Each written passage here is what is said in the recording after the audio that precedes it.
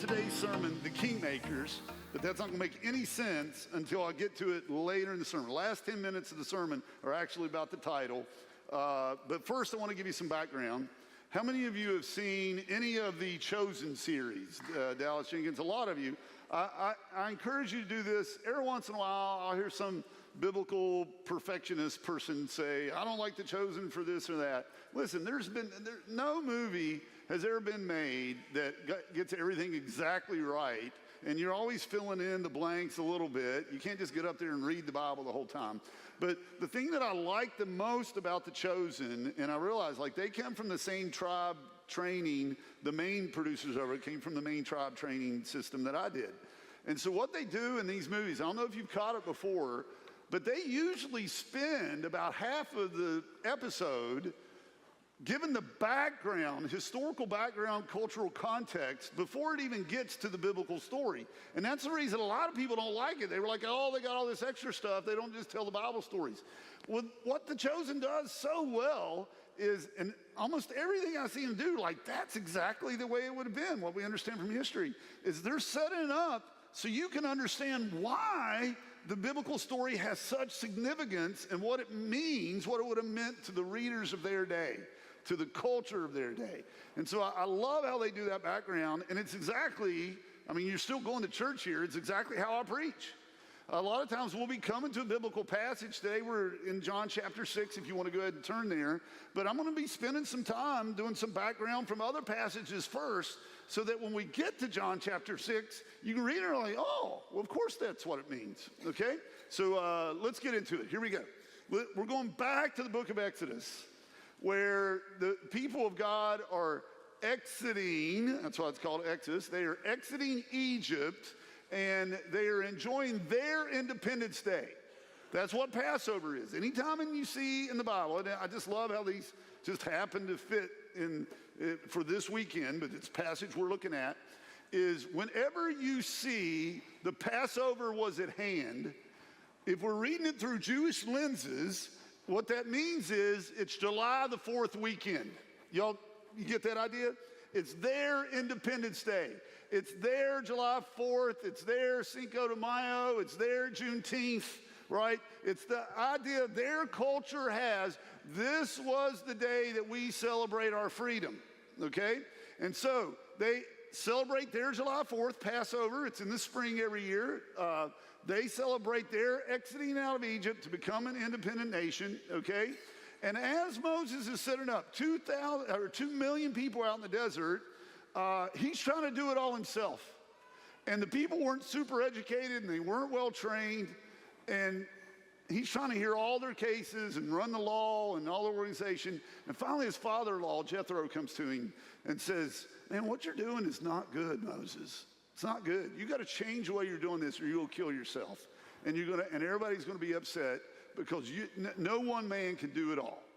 He says, this is what you want to do. You want to look for able men. Now, when we say able here, it's not just somebody who can do it. It's someone who's gifted in it. So he's speaking to people with the competency, who have the skill set to oversee people. People who have leadership and discernment, okay?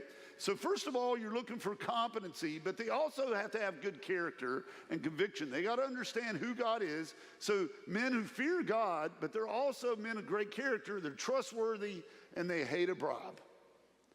So character, competency, conviction. That's what we're looking for in all our leadership positions here at One Church. That's why I tell our staff what we're looking for. And if I'm going to compromise in anything, it's going to be in the competency. Maybe we can train them to do that, but let's not put someone of low character in a high capacity area, because the weight of the ministry will be too hard for them and it'll be bad for them and the people they lead. Okay, so we're looking for good character and then biblical convictions, like they're trustworthy, they believe the right things about who God is, but they also have the ability to do it. One of my favorite expressions is, everybody loves grandpa, but he can't play shortstop anymore, okay? Which, unfortunately now, I've said that my whole life. Now that's a self-description. That's me. It just hit me. I'm just sitting here, and it hits me. I'm grandpa now. But this is what it says. When you find people with character, competency, and biblical conviction. You place such men over the peoples as chiefs of thousands, of hundreds, of fifties, and tens. This is exactly the way that we set up our leadership structure here. I, as the pastor, I'm overseeing approximately about 1,000 people, okay? And then once we go over 1,000, I find somebody else that'll help oversee 1,000, and I'll help oversee those people, okay? I tell all our staff members, if we're going to hire a full-time staff member, here's the next step. If someone's full-time, they need to oversee ministries that oversee or include at least 100 people. That's just the general rule of thumb. If it's not overseeing 100 people involved in it, it doesn't necessitate a full-time salary, a full-time ministry. That's the next level. Then we have our directors and coaches, okay?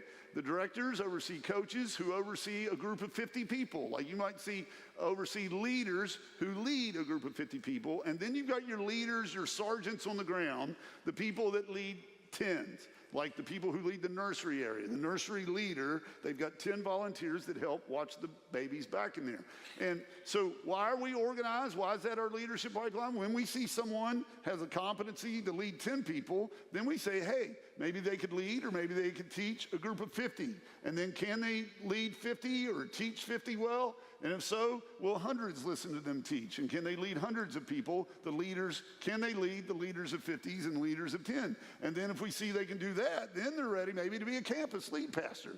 So I say that again, just philosophically, if you're just coming to know our church, at the heart of One Church is we want to do everything. I say this all the time. We want to do everything we do as closely as we can to the biblical example. Everybody get that? Like, it's not some corporate model that we're following. We're doing what Jethro told Moses to do as how you organize religious organizations. And then he says, let them judge the people at all times. This is a key aspect for leadership. Let them. And the people on the staff will know I'm this way, probably to a fault. Once I say, here's what I want you to do, like, it's on you. Like, go get them. Every once in a while I'll come in, do a little coaching or something like that, some encouraging, exhorting, maybe some keeping accountable. But for the large part, when somebody gets in a leadership position, let them lead. Let them do what their job description says to do at all times. Now, every great matter, every once in a while, someone leading in one area can phone a friend, like, hey, how do I do this? This person here, hey, how do I do this? They can bring the matter to you, but any smaller matter, they shall decide themselves. Don't micromanage people. So it'll be easier for you, but watch this, here's the key. It's not just so it's easier on Moses. It's they will bear the burden with you. This is a team effort. That's what he's saying here. People get to experience the joy of ministry and discipleship with you. It's not just for your sake, Moses. I'm telling you, your job is to get other people involved in the ministry. And then he says, if you do this, God will direct you, and you will be able to endure, and all this people will go to their place in peace. In other words, if you lead this way, everybody will be happier. I don't know if you've ever been a part of a religious organization or had been in a church where the senior pastor knows where every budget dollar is going or everything they're doing or every ministry. Like, this just, if you spend any time with me, people come to me all the time, especially when they're new here to church. They come, oh, Pastor Steve, who's in charge of this? And I just look at them like, how do I know? I'm just a senior pastor, okay? Like, there's a lot of stuff that I don't know because I have people here who delegate here, who train and equip people to do this and do that. Like, I have no idea who's watching the nursery babies today. We have other people in charge of that. This is how the place goes forward in shalom and in peace. Now, Moses has got everything delegated out, but they're out there in the desert and there's not food. So watch what happens next. Moses goes to God. And he says, where am I to get meat to give to all this people? For they weep before me and say, give us meat that we may eat. Moses is in a spot here, and it's a good spot, where he realizes, I can't ask my directors or my coaches or my leaders to fix this. This is something that only God can do. And let me tell you what, I go to God like this all the time. And I think, you know what? I can't ask the staff to fix this, God. This is a God problem. God, I need you to take care of this. And then Moses makes one of the most important statements that we all need to make, and it's this: I am not able to carry all this people alone. The burden is too heavy for me. And that's where God says, great, I finally got you where I need you. I want to say this especially to men in the room. And stereotypes are stereotypes usually for a reason, because men are definitely worse at this than women. We have a difficult time saying to ourselves or admitting to others these 4 words. If you want to memorize a verse of the Bible, this is the first step, the heart of the gospel. It's got to start here. We all have to say, I am not able. That's every other religion in the world is be good enough, you do it, summon up the willpower, you're on your own. At the heart of Christianity are these 4 initial words: I am not able. Now, I know for a lot of you guys, it'll get the shakes for you to say that, but I want everybody to say that together in the room. This is a key to being a follower of Christ, to say these words together. You ready? I am not able. Say that with me again.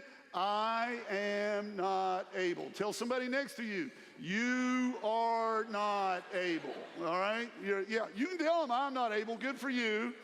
But they need to be reminded. So let's say to them, you are not able. And now say back to them, I know I am not able. Everybody get that? Recognize your own neediness. We all need help. We can't do it alone. Ooh, man, this is good. We're coming. And then God says, I've heard the grumbling of the people of Israel.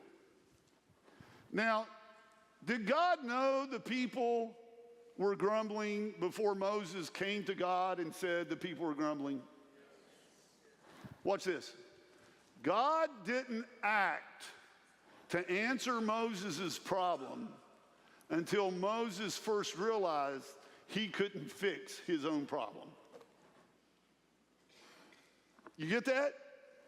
These 4 words come before God fixing the problem. God is not doing you any favors if he allows you to fix problems on your own. He wants to get all of you, myself included, in a position to where we are daily coming to him saying, I am not able. To live in that neediness.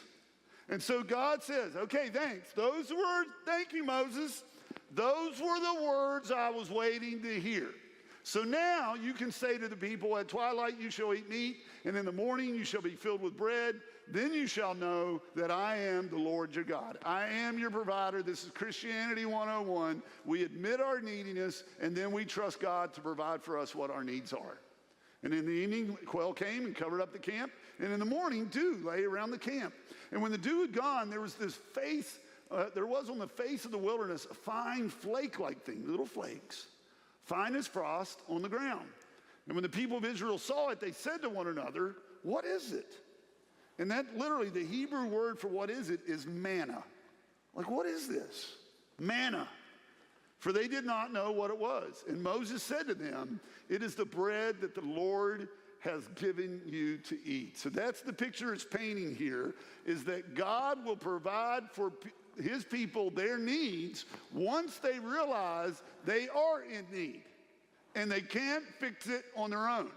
Now, towards the end of Moses' career, he said to the people, after I'm dead and gone, the Lord your God, Deuteronomy 18:15, the Lord your God will raise up for you a prophet like me from among you, from your brothers.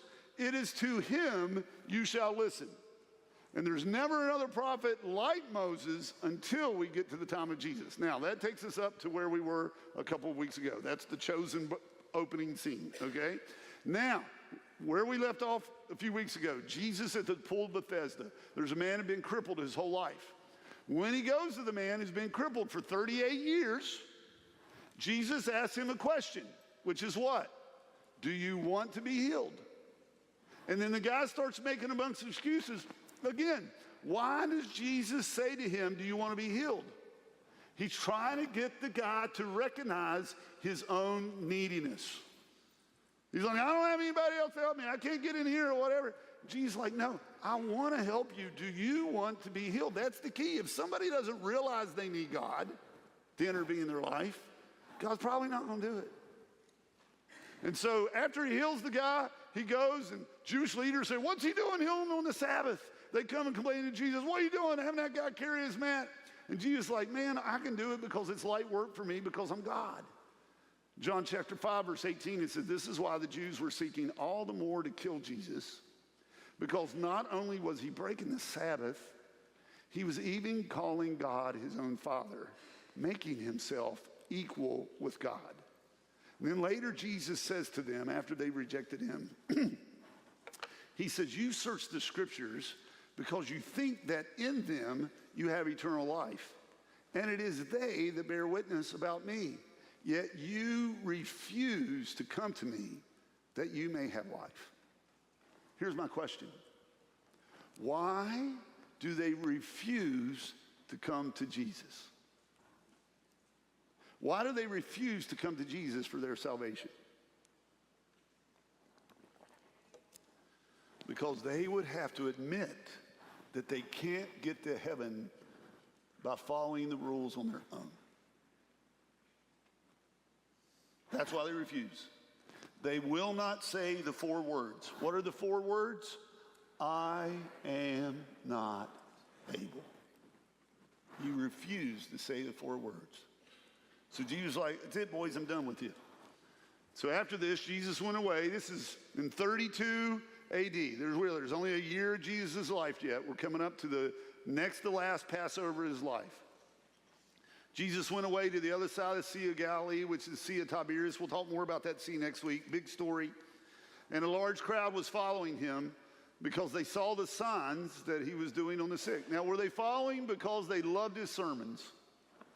You know, this is encouraging to me, all right? Listen, if people didn't show up to church because of Jesus' preaching, then I don't have high expectations for myself, okay? They were coming for the show. They were coming because they wanted something else. They liked watching the miracles. So Jesus, knowing their hearts, he goes up on the mountain, and there he sat down with his disciples, and usually that is what he would do to preach. But here we are. When is it that he's sitting down? It's July the 4th. It's their Passover. It's spring of 32 AD. Patriotism's going crazy, okay? It's the feast of the Jews. It's when they want to celebrate their freedom, but again, they're under bondage, and it is at hand. Thousands of people would be coming through Galilee at this point, making their way toward Jerusalem. Lifting up his eyes then, and seeing that a large crowd was coming toward him, Jesus said to Philip, where are we to buy bread so that these people may eat? 25,000 people out there, and Jesus is saying to Philip, hey, where are we going to get this bread? How are we going to feed all these people? Now, I'm going to ask you a question. Whenever Jesus asks a question, does he ask it because he doesn't know the answer? Did Jesus like, oh, here's a question. Did he wake up that morning thinking, man, look at all these crowds. What will we do? I don't know, man. Everybody's going to be hungry. Oh, no. Is Jesus in panic mode when he's asking Philip this question? No. In fact, this is one of the few places where the Bible just comes around and tells us. He said this to test Philip, for he himself knew what he would do. Again, man, I keep coming back to this over and over. What is Jesus doing here? What is the test? Here it is. It's the everyday neediness test. He's asking this question to Philip, and he asks it of you and me every day. Will my servants look to themselves or to me when they start to lose control? And it's amazing, especially men, what we will do when we start to feel like we're losing control. We'll first try to go, as Christians, we'll first try to go about it a godly way. But if we're not getting what we want, if we're not getting that girlfriend the way we want, if we're not getting that job the way we want, if we're not resolving that conflict with our wife the way we want, if we're not getting our sexual needs met the way we want, what you fill in the blank, whatever it is that we're not getting what we want, we first try to go about the right way, but then instead of going to God and admitting our neediness, I need you to help me get through this time where I'm lacking, instead we start going about it through sinful means. We start cutting corners. We hedge on our integrity. And so this is what Jesus is questioning us every day. When my servants start losing control, when they're not getting what they want, will they come looking to me or will they look to themselves? And listen, what Jesus is doing here is he is creating a situation where Philip could choose to panic and not have faith or to have faith. Jesus has brought this situation to a head. He's very intentional. Now, do you think Philip's going to pass the test? Do you think Philip's going to say, what's 25,000 people to you, Jesus? No. Philip answered him, 200 denarii. That's in modern equivalents, that's $50,000. 200 denarii worth of bread would not be enough for each of them to even get a little. Now, the Bible tells us later there were 5,000 men, around 5,000 men here. Most of them would have had their wives. That makes 10,000. And if you've got men and women there, what does that mean you also have? A bunch of little kids, right? So you probably got 20 to 30,000 people out here by the Sea of Galilee. And he says, man, we got 25,000 people out here. If you gave me $50,000, it wouldn't be enough. And let me say it again another way. Can you imagine we're running a church dinner, and I go to Pam East, she's directing the hospitality. Hey, I want to have dinner for 25,000 people here at church. Okay, great. What's my budget? $50,000. Well, that's not hard math, is it? $2 a person. Man, I don't know what camp budget was, but I promise you, you guys eat more than $2 worth of food at a meal. You're going to be thinking, man, I can't feed people like $50,000, Jesus. We ain't got $50,000. But then one of his disciples, Andrew, Simon Peter's little brother, it's his younger brother, said to Jesus. Now, before I get to what Simon said to Jesus, man, I want you to catch this, or for what Andrew said to Jesus. Every time, say with me, every time that we see Andrew doing something, speaking something, taking action in the Bible, he is always finding people who can serve Jesus. That's his gift. Andrew is a recruiter. And it's one beyond character. Once I see the character is there, and then personal conviction about the Word of God, the number one skill I look for when recruiting a full-time staff member is, can that staff member recruit other people to do the work of the ministry? You've heard me say it a million times before, right? You pay us to do what? Y'all are looking at me, man. How many times I got to say this? Why do we pay our pastors? To put you to work. That's what Ephesians 4 says to do. It's our job to equip you, the saints, to do the work of the ministry. So if somebody can't recruit, I can't put them on staff. I mean, they can have all the things in the world that are great, but if they're not good recruiters, I don't need them on full-time staff. That is the key, because if you can't recruit, you can't equip. You first have to have people that are willing to work in the ministry. And so watch what Andrew does here. When we first see him in John chapter 1, it says, one of the two heard John, or John the Baptist. There were two people. First two disciples, little trivia here, John the Beloved, who writes the Gospel of John, and then we have Andrew, Simon Peter's little brother. And so one of the first two, John the one writing this, and Andrew, Simon Peter's little brother, right? What does he do? As soon as he comes to faith, he recruits. He finds his own brother Simon, and he says to him, we have found the Messiah, which means the Christ. What is Andrew always doing? He finds people who can serve Jesus with him. Man, what a gift that is. And let me tell you what, a lot more of you have it than you know. If you're just really excited about what you're doing, you'll probably recruit people to do whatever that is. We just naturally talk about the things that we love. I don't ask people in the children's department, to recruit college workers. I asked the people in the children's department to recruit other children's workers. Why? Because if you love children, it's easy for you to recruit other people to work with children. And so what does he say here next? Watch what he, go back to John 6. Andrew says this, there is a boy here who has 5 barley loaves and 2 fish, but what are they for so many? Now, you can see, can you imagine the other 11 disciples, Jesus saying, man, we need to feed these 25,000 people. And then Andrew, as an act of faith, this little boy has to speak up. Like, thank God for the little boy. He was like, I got, over Jesus, I got 5 loaves of bread and 2 fish. And Andrew's like, hey, we got 5 loaves and 2 fish. Can you imagine how his older brother, Peter, I mean, he's probably, a lot of times y'all see these pictures of the disciples. Y'all see these students in the front? That's how old most of the disciples were. Do you know that? Most of them were their age. We see these pictures of the Last Supper, a bunch of old guys with gray beards look like Santa Claus. That's not what these guys look like. They were teenagers. 21, 22, probably at the oldest. And so can you imagine when 19, 20-year-old Peter, his little brother says, hey, Jesus, we got 5 loaves, 2 fish. What's the older brother? Yeah, what are the 2 favorite words of every older sibling? You know what the 2 favorite words of every older sibling are? Shut up, all right?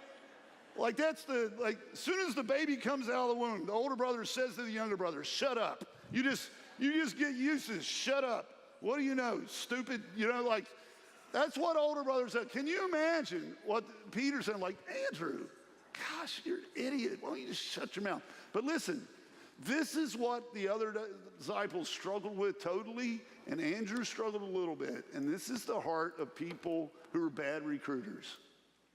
They always are thinking, what difference can blank make? Whatever the blank is. He could have said, what difference can a little boy's lunch make? What difference can a child make in a church? What difference, you're college students right here, and you make $100 a week, and you may say, man, Pastor Steve, I make $100 a week. What difference can my $10 tithe make? What difference? What difference can one volunteer make? What difference can one youth leader make? This is at the heart. I want to talk just a little bit about children's ministry because this little boy didn't fall to the same thing all the other adults fell to. All he was thinking is, I'm going to take what little bit I have and I'm going to give it to Jesus and see what he can do with it. And that's all Jesus is asking from any of you this morning. Take what little bit you have and sacrificially offer it to Jesus. That's what difference a little boy can make. Last week, I did a baby dedication, and I talked about how our goal for 2024 is 24 and 24. And praise God, I think we're going to meet that goal, all right? We're going to have 24 babies back in the nursery. And one of the baby nursery people heard me do that sermon. They were in the 9 o'clock service, and they had like 3 workers back there for 14 babies. So they're back there like holding them like this, da-da-da-da, like, you know, holding it. They grafted in some more workers. But they came to me, good-natured, and said, Steve, stop telling people to have babies. We can't handle any more babies back there. No more babies. No 20. No, I don't want to hear 25 and 25. We can't do it. Listen, am I going to stop saying have more babies? No. Am I going to say, like, oh, some of the nursery workers are like, please not more of this, all right? But here's the thing. Like, I've said this before. I'm going to say it again. Don't you all want to see more people come to Jesus? Don't you want to depopulate hell and populate heaven? Don't you want to see more lives being changed? Let me tell you this. Listen, our ability to reach people for Jesus will always be directly correlated our ability to take care of children in the name of Jesus. Our ability to grow and reach more people in Murfreesboro, whether it's here at the Barfield campus or any other churches that we plant, It's always going to be directly connected to how many people are willing to say, here I am, Lord, use me, and go down there and help hold some of these 14 babies. Because listen, if you're a young mom and you walk back to that nursery and you see them back there juggling 4 kids, you're not going to feel comfortable with putting your kid in that nursery, and you're sure not going to invite your friends to come down here and put. Now, I'm not saying we do have problems down there. They grab people in, but I see Andy Clint. Could you use a couple? What difference could one volunteer make? And the answer is, for the baby they're holding, a huge one. Our ability to reach our county, our state for Jesus will be directly related to the difference that you can make by working in the children's department.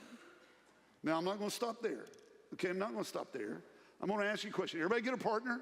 Everybody get one partner, all right? Find somebody. If you got somebody in front of you or behind you sitting by themselves, turn around and include them. Everybody got somebody? Okay, now, before you start talking to them, I want you to think. I'm going to give you 30 seconds to think about this. I want you to think of the top 5 sermons that impacted your life from your teenage years. Now, for the teenagers down here, they're probably thinking back to camp this week, because that's as far back as we're going to remember, okay? Or maybe a youth sermon or something like that. But for the rest of you, if you can even remember what your teenage years were, I want you to think, what were the top 5 sermons that impacted my life? Giving you 30 seconds. Okay, share that with your neighbor. Top 5 sermon titles, top 5 sermon topics. Okay, now we're going to go to the next question. Next question. Who were the top 5 Christian influencers? Who were the top 5 people? A coach, a teacher, Sunday school volunteer, whatever. Who were the top 5 Christian influencers from your teenager years? Okay? Go ahead and share those. Man, if I had to pick 5 people that have made an impact on my life, did both of you share your top 5? Maybe even share a little bit? Now, by raise of hands, how many of you said, I quickly remembered 5 sermons that impacted my life? Raise your hand. I quickly remembered 5 sermons that impacted my life. Okay, for every preacher in the room, we cry right now, okay?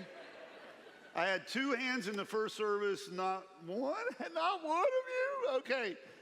You just didn't know me when you were teenagers, I guess. That's just, okay? That's right. All right. So here's the next question.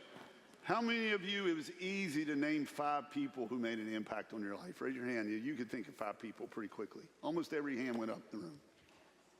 What does that tell us? What does it tell us? It's people who make a difference. Now listen, I want to say this about just cooking.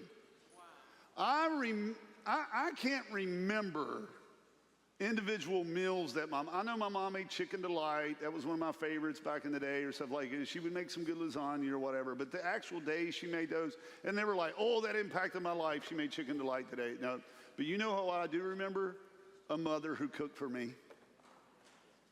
Like, sermons matter, but more important is the person delivering that sermon to you. You know they loved you, cared about it, give it. So even though you don't remember the meal, the Word of God meal, you remember the person who cared enough about you to share that with you. I say that to say, now I'm segueing to talk about these kids down here, okay? If you are in the room right now, and we had some from the first service, but you are a college student or older than a college student, and you went to camp with these students this week, will you please stand up right now? If you were one of the sleep-deprived adults in the room, okay, will you stand up? Let's thank the Lord for them. There you go. You were one. You can stand. You were one. Now, Tyler, I was there part of the time. There were probably about 120, 130 people at camp. About 30 of them were adults. Is that about right? Okay, you guys can have a seat. Thank you guys so much. Thank you for staying awake during the service today, okay? I talked earlier about children's ministry. But again, I want to say this. to all the parents of our teenagers, and I want all the church to hear it as well. Like, I could look back and just think, man, I was blessed with people who poured into me during my teenage years. I could just start rattling off names, okay? I speak with a lot of pastors in our community. Tyler speaks with more youth pastors in our community. Our youth group is not the big hype show. It's not how we do it. We don't have a $100,000 youth budget. We give 30% of our budget to missions. We don't give 30% of our budget to youth ministry. We focus on something else. When I came here a few years ago, it's been 4.5 years now, I remember Tyler was still 29 and cool and halfway good looking then, okay? Back then, all right? I know if you didn't know him then, he used to be, okay? So I told him right after I got here, I said, man, who are your adults who work with the kids every single week? And he had a few. I said, man, we need to double that. Because here's the deal, Tyler. In 5 years, these teenagers aren't going to look at you like the cool big brother anymore. They're going to look at you like an old man just like their parents. And that's how y'all look at him now, right? A lot of, especially the younger one, middle schoolers, like, yeah, man, he's old.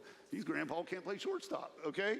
So, but what Tyler did is he recruited, you just saw him, an incredible team. Shoot, man, we had somebody go that was, what are you, 5 months pregnant over here, Megan? 23 weeks. And she's sleeping in a cabin with girls who talk all night long.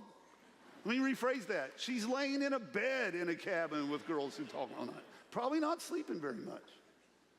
But here's what I want to tell you about our youth ministry. Listen, there are other places down. When we taught, Tyler, call me out if I'm not wrong. When we talked to these other youth pastors and youth programs of bigger hype shows in town, how many of them have adults, the same adults, every single week who make a sacrifice to be there every Wednesday night so that every teenager who comes to the youth ministry will have an adult there that is there every week to look them in the eye, to say their name and say something good about them? Almost none. Why am I saying that? Because listen, the students are going to remember their small group counselors from this week. They're going to remember the adults who led discussion with them week and their other peers that they spent time with this week. That's what they will remember from camp. And 20 years from now, that's what they will remember about our youth ministry. Are you following that? At the heart of One Church is not this big hype show. At the heart of One Church is not getting up and just delivering this great, deep theological sermon. At the heart of One Church, whether it's in children, whether it's youth, whether it's college ministry, whether it's senior adults, whatever, at the heart of everything we do must be a relationship that goes with being a part of a church family. Do y'all follow what I'm saying there? Yeah. That is who we are. We spend our money giving it to others, but we spend our time investing it in one another. So Jesus commands all the people to sit down in groups. Now watch this, on the green grass. Now, he could have just said, Mark could have just written here, just to sit down, period. But there's a reason. What does the Bible tell us about the good shepherd? The Lord is my shepherd, I shall not want. He maketh me lie down where? In green pastures. It's telling us something about Jesus here. What's he about to do next? So they sat down in groups. How did they break down the groups? By hundreds and by 50s. Listen, if there would have been anybody in the Bible that could have said, you know what? That's the way Moses did it, but we're going to do it a little differently. I want you in groups of 15 and 30. I want you in groups of 5s and 45s. If anybody could have done that and had the right to do it, it would have been Jesus, right? But instead, he said, this is what Holy Scripture models for us, how we're going to break down peoples in groups, how we're going to do leadership. So I want you guys to sit down out here just like Moses sat people in groups. Same leadership structure, and now he's got his disciples, 12 of them, to take care of all these people. And so then Jesus took the loaves, and when he had given thanks, now you could just run right by that and miss it. I'll say again, if there's one person in the universe that didn't need to give thanks before he ate, it would be Jesus. Why? Because he created it all, right? But even Jesus, before he ate a bite, paused to say, thank you, God my Father, for the partnership in creation and leading these people and enabling us to be able to take care of these people's needs. Moms and dads, I want to encourage you with something. Teenagers, even when you're with your friends, even if you're eating dinner through a window at Chick-fil-A, before you break into that food, and I would even do this with my family sometimes, we would pull up just enough to get out of the way, distribute the food, and I'd say, well, now we're going to stop here and pray. And Dee always hated it because she's an empath and she's worried about everybody's feelings because everybody in the drive-thru like, beep, beep, let's go, we got to go. But you know what? I'm just pausing for a moment and say, okay, kids, there's no place to pull over. Let's thank God for this food before we take the first bite of the first French fry. What am I teaching my kids? This goes back to what we talk about on Father's Day. When you rise up, when you lie down, when you go along the way, may you never take one bite of food before you thank God. Every meal you have in your house, always thank God for his provision and teach your children to do the same. So he distributed them with the people who were seated, also the fish, as much fish as they wanted. Man, listen to this. When Jesus did this miracle, there are only 2 miracles in the Gospels. Don't miss this. There are only 2 miracles in the gospel that are in all 4 Gospels. One, of course, is the resurrection. It's in the last chapter of every gospel. But the other one that's in all of them, the one that I believe the reason it's in all of them, because it blew the minds of the disciples more than any other, is how in the world, I just want you to think about, like I can imagine, I can picture Jesus laying there in the grave, dead, and then all of a sudden, on Sunday morning, and he gets up and tells the stone to roll away and walks out there. You can imagine that, right? Like breath coming to the lungs. I can imagine that. I can imagine the guy laying there by the pool of Bethesda and saying, stand up and walk. And then like power comes up to his body and he gets up and he takes his mat and goes. I can't picture how in the world did we go from 5 loaves and 2 fish to feeding 25,000 people? What words can describe that? It is a miracle above all proportion. This is the biggest miracle Jesus ever did in that it was witnessed by 25,000 people. That's why it's in all the stories, because nobody can miss this story.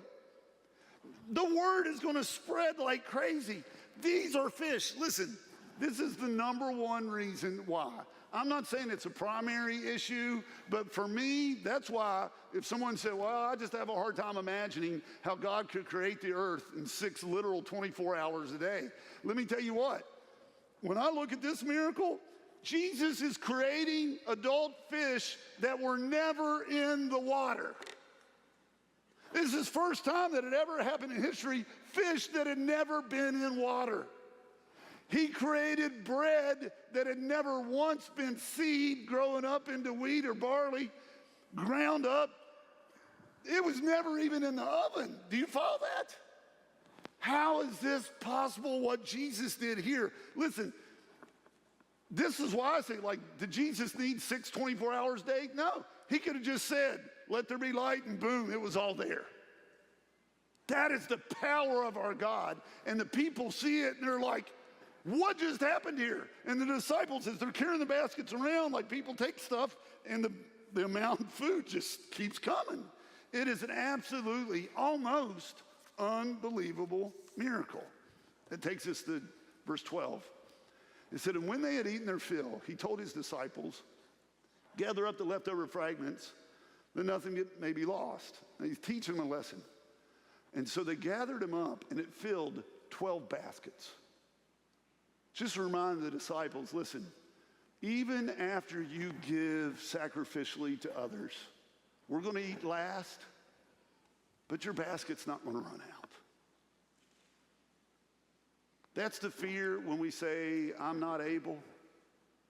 It's the fear we face. How do I know that I'm not going to run out?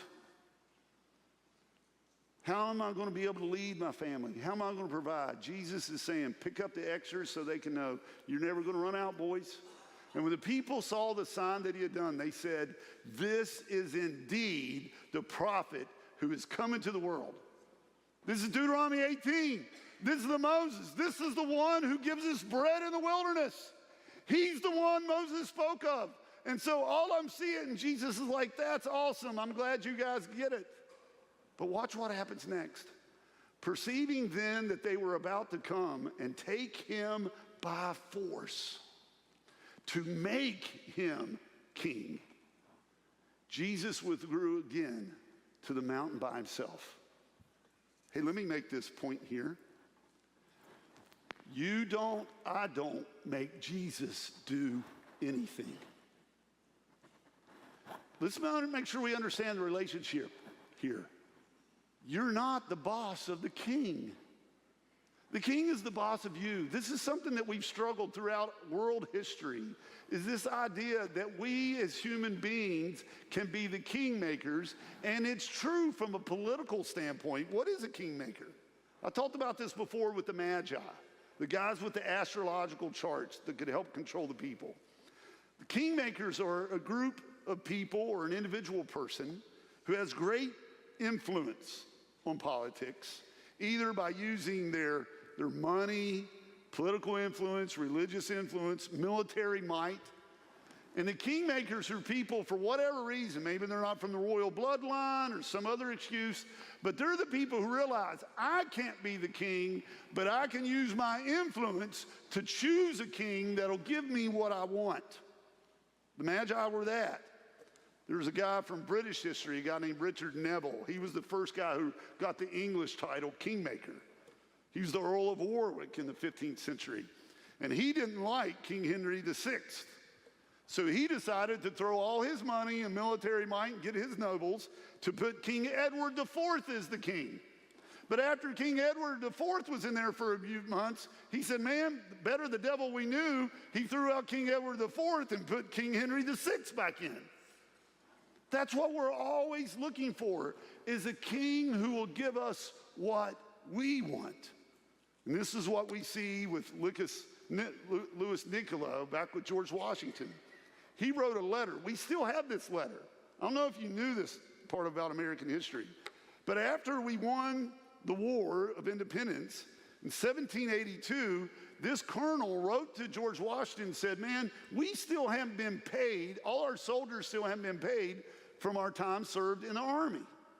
The only way we're going to get this money is if you become the king and force people through taxation to pay these soldiers what we owe them. And George Washington wrote back to him and said, nothing you could say to me could possibly offend me more. He said, that is not how this country is going to work. I am not King George. We are not going to be that way. The only reason you want me to be king is not because you think I'm a great leader, is because you just want to get paid. Look at what happens when they find Jesus a few days later. He withdrew from them, but then they found him on the other side of the sea, and they said, Rabbi, wait, when did you come over here? And Jesus answered, truly I say to you, you are seeking me not even because you saw miracles, but because you ate your fill of the loaves. Here's at the heart of this. Whew. I got 8 more minutes with you before we do communion. Listen to what I'm about to share. I am convinced, Billy Graham said something very similar to this even 50 years ago, that the majority of people coming to our churches in the United States are not saved. They're just kingmakers. They are seeking to make Jesus their king, a king who would keep their bellies full. It may not be bread or fish that they're seeking, but they're seeking the king who will improve their social lives. That's why they come to church. a king who will give them a good family, a king who will give them business contacts. See, here's the fault that I see in our evangelistic methods. A lot of times when we invite people to come to our church, all churches, but even here at one church, to come to church and meet my king, my church community will give you this if you come there. My church community will give you this. My church does this for you. My church does this. My church does that. You are inviting people when you do that to come and meet the bread king. Are y'all following with me? Don't do that. That's not our king. And what you win them with is what you win them to. We're not doing that. I heard a pastor even this past week who was saying to his congregation that a lot of times we think the way we can get people to come to Jesus is we just model a perfect life for them. And we just think, man, if my kids are in order and I'm driving a nice car, a nice house, and I'm having all these nice things, then people come to me and say, I just want some of what you have. But really, deep down, what we're saying is, we just want the same things they want. We just want the same thing that sinners want, and we're trying to win them to the reasons we come to church. And I don't want that to be true of us, my friends. Deep down, maybe you're thinking, even if you're honest with yourself, you're a Christian because it helps you have a good marriage.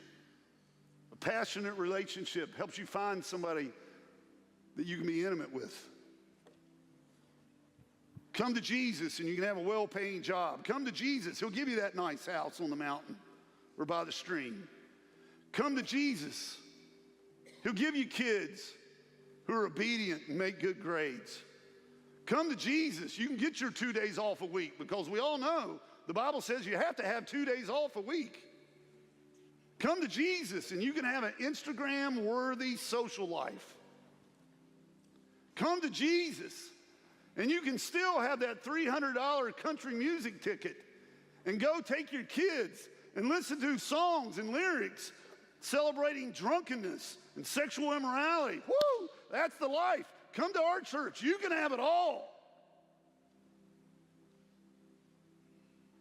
Deep down, do you just want the same thing the sinners want? All you attract with that method of evangelism is people who want the bread and the fish. I'm going to propose this to you this morning. How about we win people a different way? What if we pointed people to connect groups where people admitted their need for others? Connect groups that exhort one another to shun sin and to pursue Christ and Christ alone.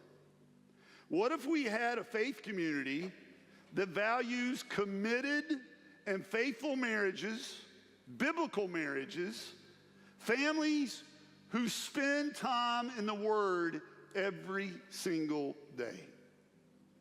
What if we had dozens of friends? What if this is what we sold to the community? Is, man, let me tell you what, my life is out of control right now, but I got 12 friends down there at one church, and we learn how to find joy through all of our suffering. What if our youth and college students, I'm going to hit you here, were part of ministries that challenge them to do hard things? To come even when you don't want to, because you understand when you come, you're there to love on someone else instead of thinking, what fun can I get out of this ministry? What if we challenged our teenagers and college students to choose culture-changing careers? Ministries that were filled with adults like we have here, who show up every week to let them know they are seen and heard and loved. I want teenagers in our youth group who grow up praying, God, if you want me to die for the gospel, I could have no greater crown in heaven than to give up my life for Jesus on the mission field, to go to hard places, How many of you as parents would say, one of the greatest honors I could have in my life, if my kid leaves school after graduating and goes to the field and dies in the service of the ministry? And the joy of my life will be never getting to see grandchildren because my children died before they got old enough to have them. What if we were a part of a church where every able member served in a weekly capacity? We're inviting people to that. Hey, join this church. All of us are serving some way. All of us give sacrificially. All of us give at least 10% of our income to the spreading of the gospel throughout the world. What if we actually were a place where we submitted to one another, where we prayed for one another, and we bore one another's burdens? We're going to take communion in just a couple of minutes, but when you take the bread today, I want to ask you this question. As you take it in your hand, I want you to ask, what bread am I eating? The bread that fills my belly, or the bread of my King, who was the suffering servant, who calls me to take up my cross every day, my family to take up my cross every day, and do hard things and follow him above all else. To sacrifice my own personal desires for the good of my friends and family and the world around me. Which bread are you holding? The Jesus who lets you eat your fill? Or the Jesus that calls you to come and give your life to this? Do you guys hear what I'm saying to you? You've been hearing it this week. Do you guys hear it? I'm giving my life to this cause. This is what gets me out of bed in the morning. This is what drives me to the spouse I'm going to find someday. This is what guides what music I'm listening to, what movies I watch. Forget the kings of the world. You don't make a true king. You just bow down before him and say, here I am, Lord. Send me.